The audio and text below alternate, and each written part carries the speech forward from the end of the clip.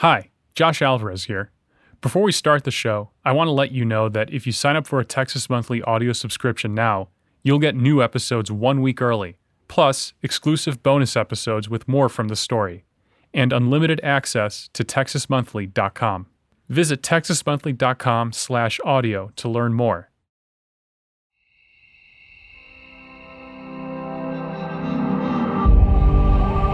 Texas Monthly.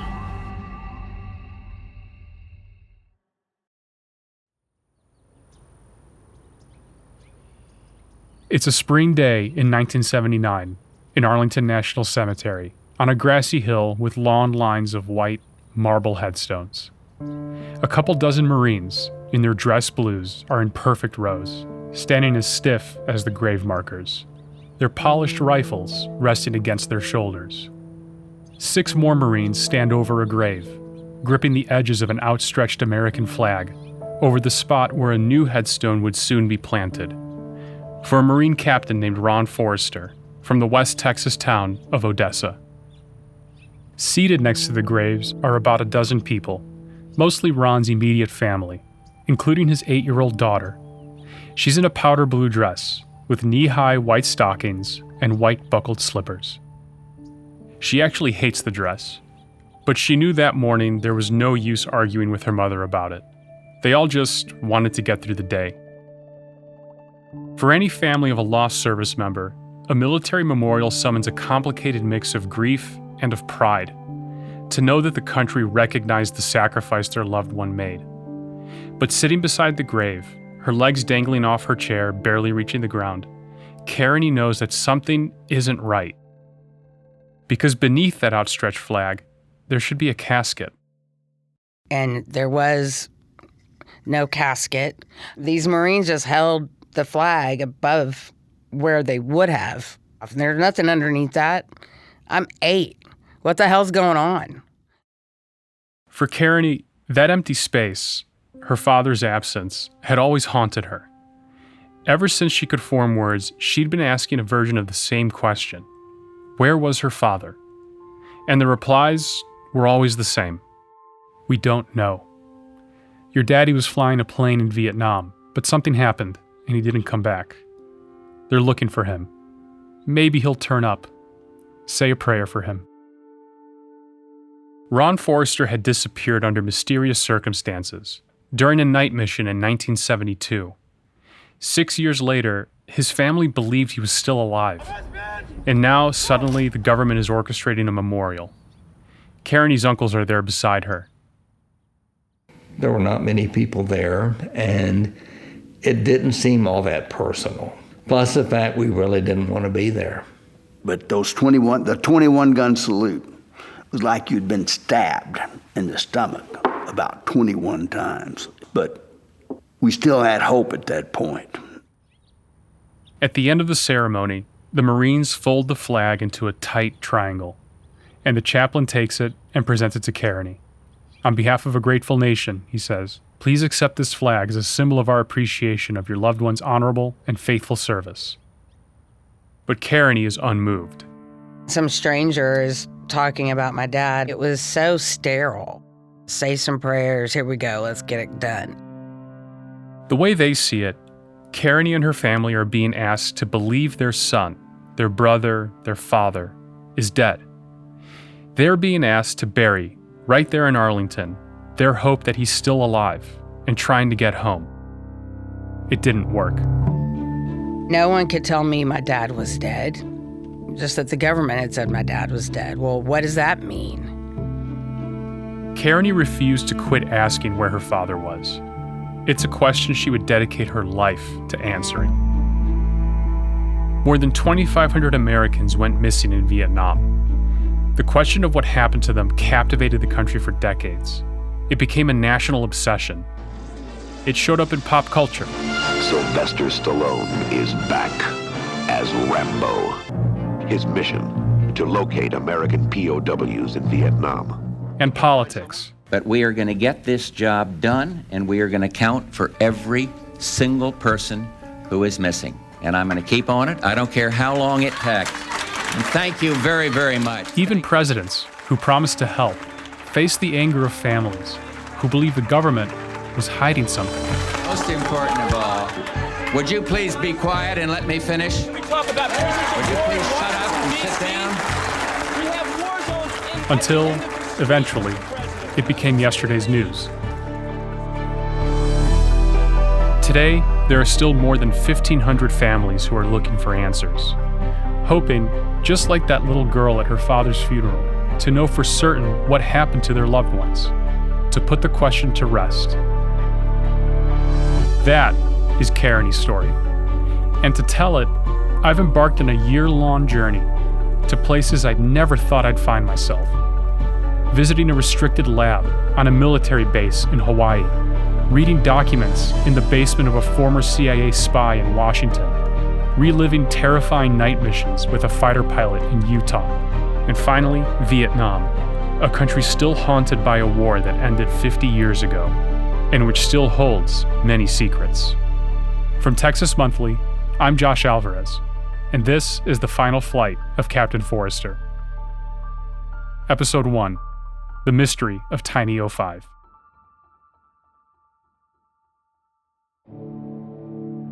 Vietnam, December 27th, 1972. It's 8:20 p.m.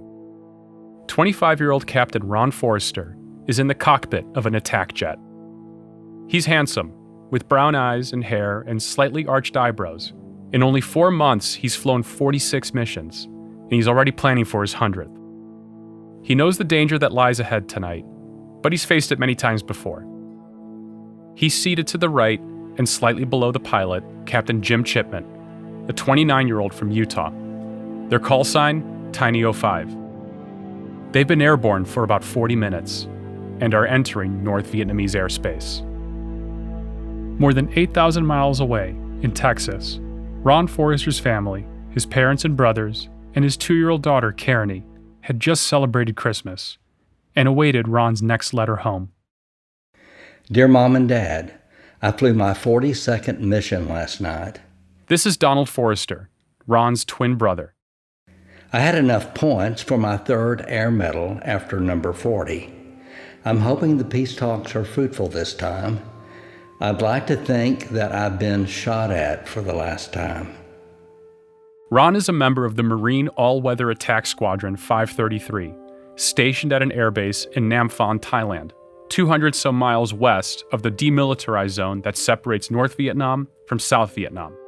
It's been 7 years since the United States sent combat units to Vietnam with the aim of defeating the Communist North and establishing a U.S.-aligned government in the South. But there's little to show for it. There's a good chance we're going to get the Bob Hope Christmas show here. An advance team came through yesterday.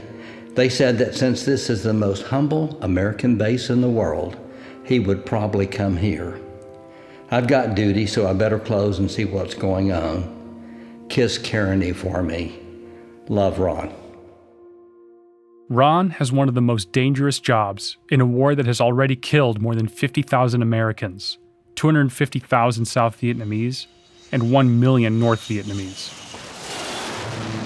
Most of his missions follow a terrifying routine. He climbs into the cockpit of an A-6 attack jet. His plane flies low, loud, and slow toward a target where the North Vietnamese are expecting an attack. And Ron loves it. Since he was a kid growing up in West Texas, this is what he dreamed of doing. Here's his brother Don. As far back as I can remember, Ron wanted to fly airplanes. He thought it would be exciting. When they were growing up, Ron and his brothers were always playing soldier. They even dug foxholes in the backyard. And of course, Ronnie always wanted to be the general, but mostly he wanted to fly in the wild blue yonder. Ron grew up in Odessa, in West Texas. He and Don were born 15 minutes apart, in March 1947. A third brother, Larry, was 3 years younger. This is him. We grew up on the south side of Odessa, which is the infamous wrong side of the railroad tracks. Their father was a veteran. He had been in World War II, landed on Normandy Beach 2 weeks after the initial invasion, and he was in the engineering group They built bridges. He was a dependable man. He was an intelligent man. He was not an educated man. But always he was talking to us about having more opportunities than he had. In school, Ron did well. Not the top of his class, but he figured good enough for his dream school, the Air Force Academy. He was disappointed when he wasn't selected. And a couple of school counselors said, hey, we've got a better deal for you than that. And so they helped get him into Texas A&M. At Texas A&M, they offer more than just an education. They offer an opportunity to become a leader and a motivator. And you've got to want to be the best to put on a uniform, and that's what it means to be in the Corps. If you're not from Texas, the Corps of Cadets at A&M might not make much sense. Even a lot of Texans are kind of baffled by it. The Corps definitely is the backbone of Texas A&M. We are the keepers of the spirit, the keepers of tradition. It's been part of the school since its founding. It's a student military organization, complete with uniforms and ranks. Until the mid-60s, A&M was almost all male, and every student had to join the Corps, which offered a direct pipeline to entering the armed forces as an officer, kind of like an ROTC program. So when Ron got to A&M, he joined the Corps, and the brothers could tell that their dad was proud of the man Ron was becoming. I remember one year, the first year that my brother was at A&M, we went up for the Aggie Muster, which is a celebration of all the people who went to A&M who died, students and alumni. The squadron marched, and we sat up in the bleachers, and I never will forget the beatific look in my dad's eyes as he watched the squadron, as he watched his son march on that field. Ron figured A&M would be his ticket to becoming a pilot. But when he took a vision test, he learned his eyesight wasn't sharp enough for the Air Force. Another obstacle. How do you get over that fence? He discovered that you could fly in the Marine Corps as a co-pilot with his eyesight. So nothing stopped him. He was a man on a mission. Ron declared for the Marines. He was a student at A&M during the bloodiest years of the war. Ron's brothers say he knew what he was getting into. It was part of the adventure to him. He had an ultimate purpose in mind, but it almost had the atmosphere of somewhat of gamesmanship. Well, you're immortal when you're, 19 years old, 20 years old, and so you never think of harm coming your way, regardless of circumstances. Right after graduation, and shortly before Ron went to training in Florida, he married a woman he met in Odessa. Her name was Jana Hamilton. They went to Florida together, and Jana gave birth to their daughter, Karenny. Ron and Jana divorced before Ron was deployed, but they tried to stay in touch. And then, in the summer of 1972, Ron got his orders. He was going to war. Ron was sent to Nam Phan Royal Thai Air Base. Despite the majestic name, it was actually just a lonely airstrip in the middle of a snake-infested jungle. I heard about it from another Marine who'd been stationed with Ron. His name is Jim Dooley. We were actually in the same living quarters, same hooch, he and Jim Chipman.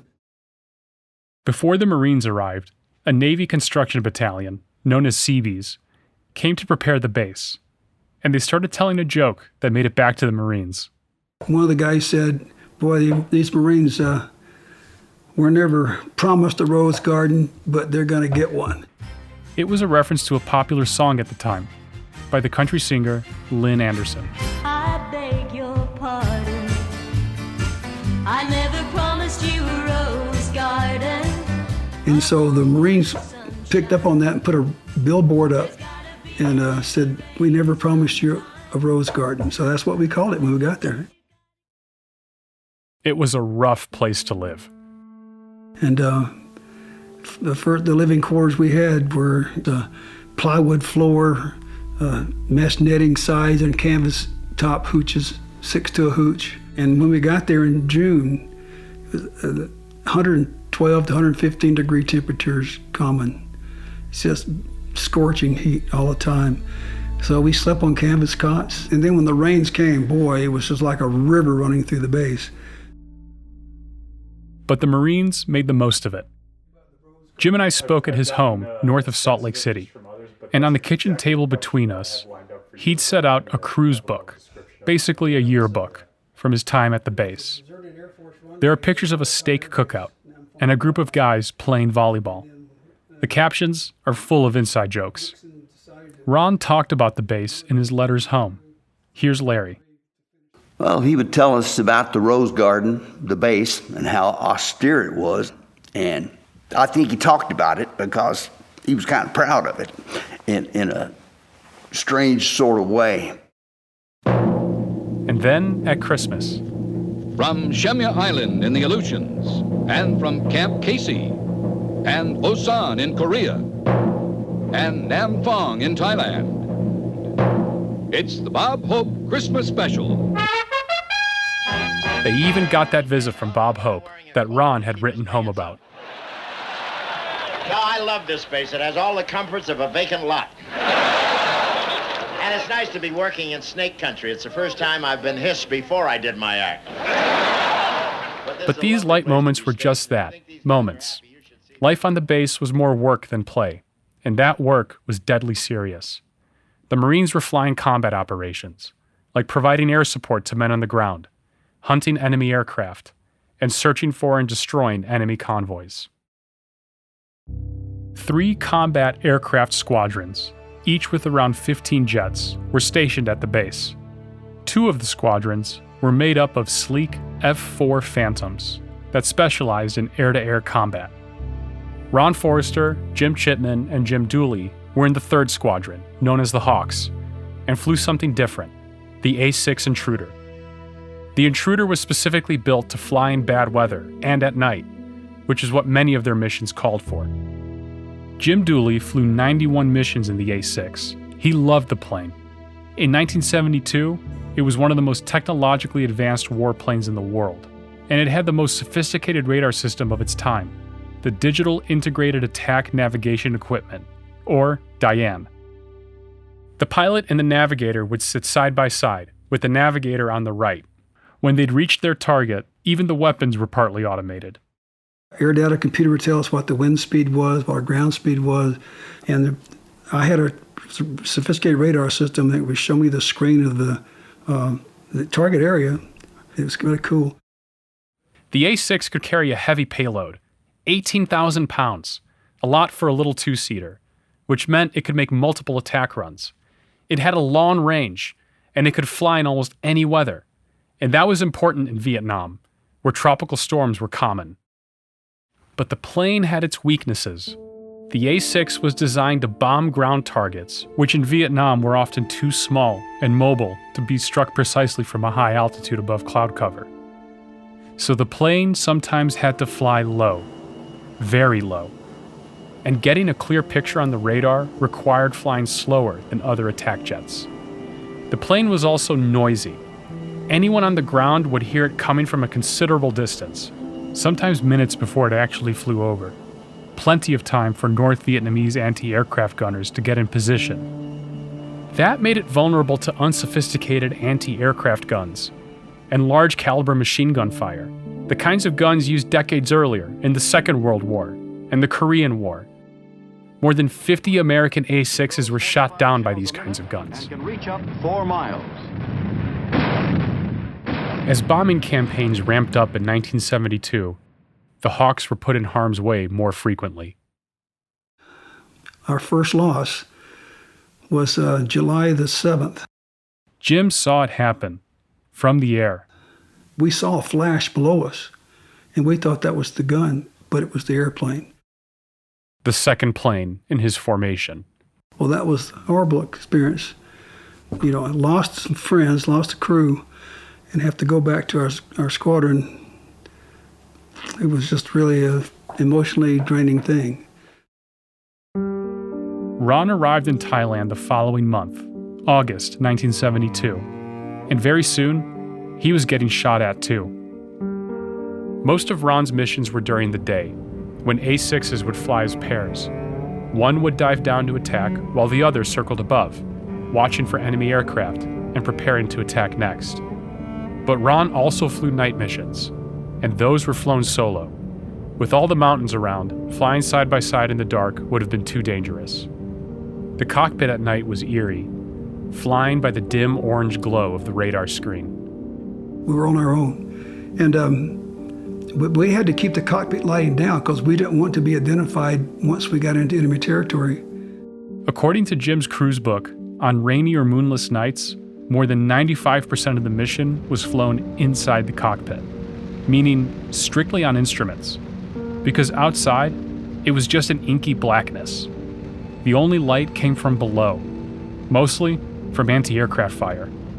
You could see those tracers arcing over your canopy or in front of you, you know.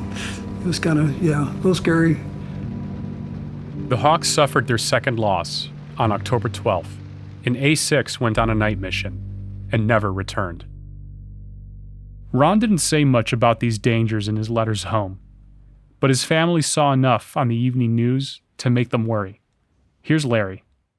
Mother was concerned. She was a nervous wreck, but my dad was a quiet man, and for the most part, he carried all that in his heart. And as my dad once told me, the vast majority of people go, and the vast majority of people come back. And here's Don. To know that someone is potentially in harm's way, it's like having a sore thumb. You cannot take, your focus off of it. By late 1972, when Ron arrived in Vietnam, the U.S. had already suffered its worst losses. And the greatest scandals of the war, the My Lai massacre, the Pentagon Papers, had already come to light. Most Americans were disillusioned about the war and looked forward to it ending, something President Richard Nixon had promised. The American involvement in Vietnam is coming to an end. The day the South Vietnamese can take over their own defense is in sight. The U.S. and North Vietnam had been in talks, off and on, since 1968. Then, in October 1972, an American delegation led by Henry Kissinger went to Paris and met with the North Vietnamese to negotiate an end to the war. At a press conference that month, Kissinger proclaimed, "Peace is at hand." But in December, the talks broke down, and Nixon ordered another massive bombing campaign. America's 24-hour ceasefire stretched on to 36 hours before it ended today with new bombing strikes on North Vietnam's heartland. In Paris, North Vietnam said the United States seemed bent on demolishing Hanoi, Haiphong, and other populous areas. The campaign was called Linebacker 2, but it's better known as the Christmas bombings. While I was reporting this story, I met a retired CIA officer who'd been in Vietnam right up to the end. He actually took off in one of those helicopters from the embassy 50 years ago, in April 1975. His name is Merle Pribenow. He explained that the Christmas bombings of 1972 were an attempt by the Nixon administration to convince the North Vietnamese to return to the negotiating table. One of the guys on the U.S. negotiating team, he said, "We bombed them until they accepted our concessions." And it worked. The Paris Peace Accords, ending direct U.S. military involvement in Vietnam, were signed on January 27, 1973. But to Ron, who was carrying out those attacks, who'd always believed in the war, and who risked his life every night he climbed into the cockpit, the bombing campaign looked like a sign that the American government was still serious about winning the war. My morale is a lot higher now, knowing that the war is going to go on for a while. It was kind of hard to make yourself want to fly today when there was a chance the war could be over the next day. I flew number 46 on Christmas Eve. I shouldn't have any trouble getting 100 missions before this thing is over. Christmas is going to be just another work day for me, but I'll have one next year. Give Karenny a kiss for me. Love, Ron. Which brings us back to that chilly night on December 27th, exactly 1 month before the peace accords were signed. Ron Forrester and Jim Chipman are tasked with finding and destroying enemy convoys on a stretch of road just north of the 17th parallel, the line that separates North and South Vietnam. The road runs north to south, just a few miles west of the Gulf of Tonkin. To the north, the road ends at the Long Dai River, where a pontoon bridge makes it possible for trucks to cross. This crossing, the Long Dai Ferry, is a major staging area for North Vietnamese troops, weapons, and supplies. They're headed along the Ho Chi Minh Trail into South Vietnam. Given the Long Dai Ferry's strategic location, the bridge and the roads around it have been heavily bombed by the United States and its allies. The whole area is well defended by the North Vietnamese Army and local militias. The enemy on the ground are expecting an attack, and Jim Chipman and Ron Forrester know it. It's Ron's 47th mission, one step closer to his goal of flying 100 missions. But the forces on the ground have their own milestone in mind. According to the North Vietnamese government, just in this one province where they're heading, called Quang Binh, anti-aircraft units have shot down 699 enemy aircraft. Number 700 would make great propaganda for North Vietnamese leaders, especially in the face of the Americans' latest bombing campaign. In the cockpit of Tiny 05, flying east, Ron's face is dimly illuminated by his radar and navigation screens. It's getting dark out, and soon there won't be anything to see outside. Ron will fly almost the entire mission looking at those screens. Heavy clouds hang low at about 2,000 feet, and rain is pattering against the cockpit. Then the plane banks north, and they approach the DMZ. High above them, there's an airborne American command post in a large EC-130 plane. Their call sign is Moonbeam. At 8:20, Ron radios Moonbeam that Tiny 05 is entering North Vietnam and will go radio silent until completing its attack run. Moonbeam acknowledges. Tiny 05 goes silent.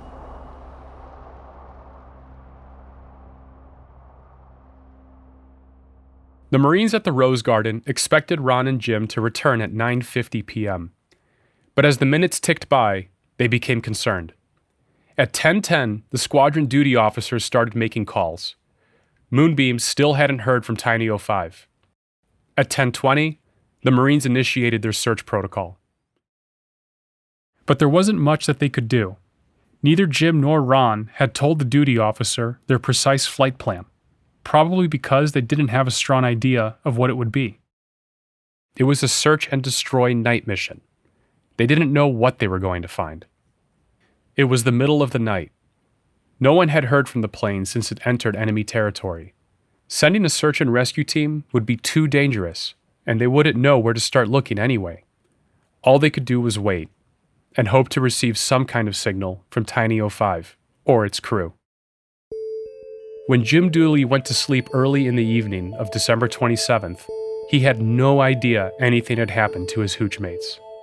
And when I woke up the next morning, and we noticed that Jim and Ron's bunks were empty. I'm thinking, well, I hope that they went early up to the chow hall. But we got up there and heard the word they didn't come back. And they were the last crew that we lost, the third airplane. So that was a sad thing because the war ended soon, you know. Later that day, at the White House, Richard Nixon spoke with Henry Kissinger about the latest developments in Vietnam. So this is another spectacular for you, Mr. Yeah, well, hell, we don't know whether it's that. Terrific courage to do it. The bombing campaign had been spectacular, Kissinger said.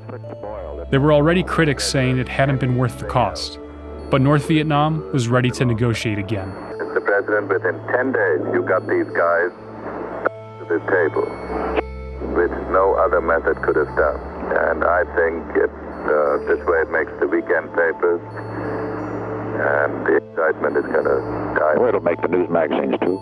Yeah. Peace was just a few weeks off. I think this thing is going to happen just before your inauguration.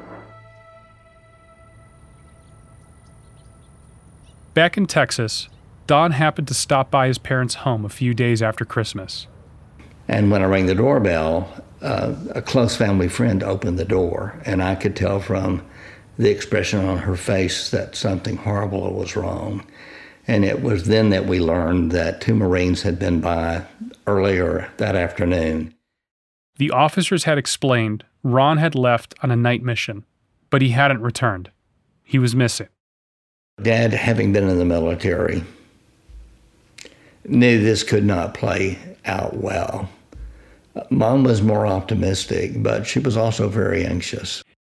His brother Larry was living in Fort Worth at the time, and he came right back home when he heard the news. You know how that works. When the doorbell rings and you see a casualty officer, you know you're in for the trials of Job. And we tried to be upbeat and positive, that we didn't know anything definitive. But I mentioned that beatific look in my dad's eyes at the Aggie muster, and he had some, I never will forget those eyes, abject mourning, and his eyes were in mourning.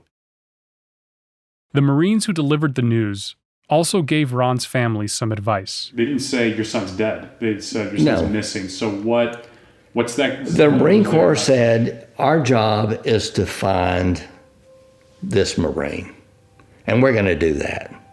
Your job is not to give up hope. You owe it to your loved one to maintain hope for him. Well, we didn't need to be told by the Marine Corps that that was our role, because we were going to do that.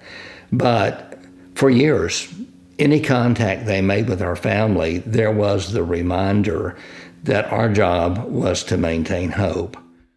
And there was something else. We were also instructed that initially there could be no press coverage, that people in Vietnam would know immediately what appeared in the Odessa American. The concern was that American families speaking out could be used as propaganda against the war, or that if their loved ones had been captured, they would be mistreated in prison. So there was no kind of information that was shared in the newspaper. There was not any kind of gathering of loved ones. And we were very protective in the information that we shared. Already, there was a culture of silence around the Vietnam War. By 1971, only 28% of Americans approved of the war, and just about everyone knew the U.S. wasn't winning. Vietnam veterans returning home were sometimes greeted with indifference, or even outright hostility. Some would hide the fact they served. So MIA families carried a double burden, not only the silence about the war, but also about where their loved ones were. And frankly, after a while, the rank and file don't want to talk to you about it, you know. So basically, you keep it to yourself, and your tragedy has to be a family tragedy, but a personal tragedy. But within the family, they still had to try and make sense of what they were going through. Don calls it ambiguous grief. I mean, it was a very uncomfortable, painful process. I think we adjusted to living with an empty chair at the table. We didn't have explanation. And you can't really bring closure to that until there is certainty related to the outcome of your loved one. There were things Don and Larry could imagine that were worse than death. You know, there were rumors that maybe prisoners had been shipped from Vietnam to Russia. I mean, you know, what if you're being tortured? It's on your mind all day long. And you can't get it out of there. And you wonder, is he alive? Is he in a cage? Is he being tortured? There are a lot of unknowns there. And you see a plane fly over. It's like a knife in the gut. And every Christmas was a trigger. And so by the time Thanksgiving rolled around, I wanted to hit the fast forward button and release it on January 1st. But I remember I'd walk into a department store And in October, and they're putting up Christmas trees, and I was just doing an about face and walk out. I had to mentally prepare myself to deal with Christmas, and I had to ease into it. As the family was coming to grips with Ron's absence, they were also getting to know a new baby girl, a living reminder of Ron. And we were very proud of Kearney, and everybody wanted to hold of Kearney and be with Kearney. She had all of our hearts, and she was kind of the apple of our eye, and quite important to us. She was what was left, the heritage of our brother. Kearney was only 22 months old when Ron left. I don't have memories of my own. Got a home video, the 8mm where it's like you hear the clicking almost. There's no sound, of course. So I've been able to see that bond that I had, but I didn't need to see that to feel it. I've always felt that connection to my father. I didn't need to see that to know that he loved me and that I loved him. But she does recall one thing. I think I know what he sounds like. In fact, I'm sure that I do. That might sound crazy to somebody. The last time she spoke to her father was on the phone at her grandparents' house. He was probably calling from Southeast Asia. So after Ron went missing, Kearney, who was a toddler, went searching for her father in the only place she knew where to look. But they started noticing some strange charges on their phone bills. And what was happening is I was going into the back room when no one was looking, and I was getting on the phone. Now, you have to imagine this little kid with stubby fingers and a rotary dial, right? I have no idea what I'm doing. But I did know the last time I talked to my dad, he was on the phone. And if nobody could find him, I was going to try to find him. The last place I knew where he was, and he was in that phone somewhere.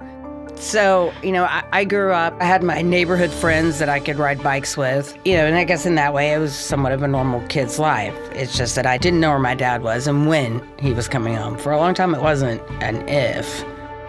It was, he's got to come home. That's coming up in The Final Flight of Captain Forrester.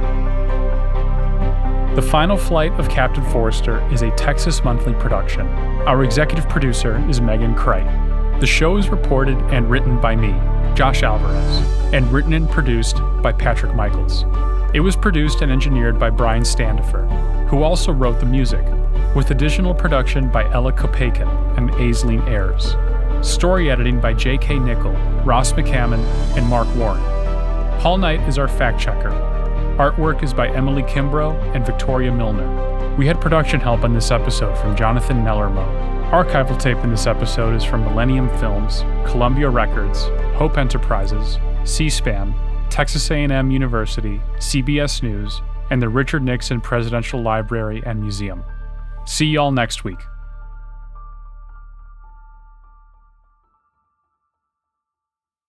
Thanks for listening. And if you don't want to wait for the next episode, sign up for a Texas Monthly audio subscription to hear it right now. You'll also get bonus episodes that'll take you deeper into the story, and unlimited access to everything at texasmonthly.com. Visit texasmonthly.com/audio.